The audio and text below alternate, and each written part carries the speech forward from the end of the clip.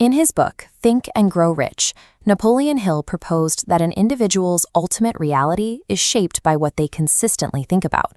We see this in Elon Musk, who directs his mental energy toward engineering the future, his companies acting as physical manifestations of those thoughts. Steve Jobs maintained a relentless focus on design and innovation, which eventually dictated the direction of the consumer electronics industry. Jeff Bezos built Amazon by fixating on market scale and dominance, proving that a specific mental blueprint precedes a global infrastructure.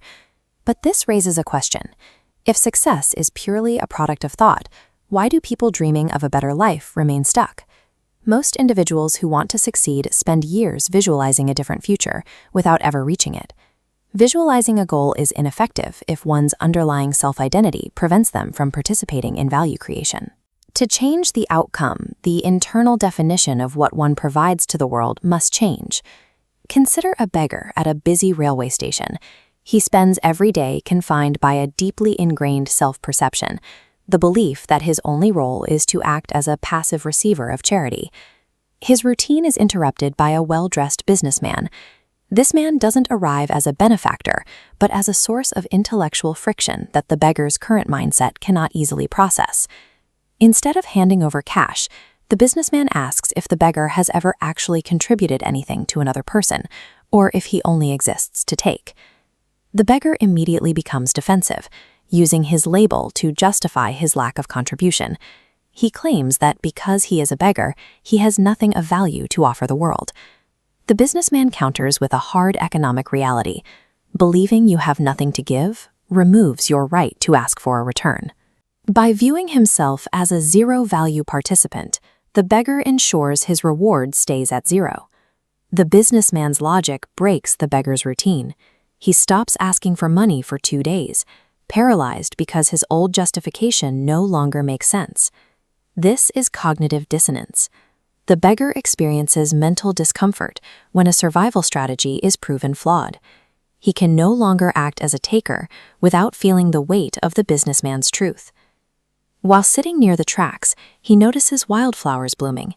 He realizes these flowers, though simple, represent an asset he can use to change the terms of his interactions. He begins a behavioral experiment. Instead of extending an empty hand, he plucks flowers, offering one to every person who hands him a coin. By offering a flower, he ceases to be a passive consumer of pity. He has transitioned into an active participant in an exchange, providing a small piece of value for every unit of capital he receives. The crowd reacts immediately. Pedestrians who once ignored him now stop to thank him. The presence of a fair exchange transforms a transaction of guilt into a transaction of mutual joy. He discovers a direct correlation between inventory and income, creating a self-sustaining cycle of capital. But when he runs out of flowers, donations stop.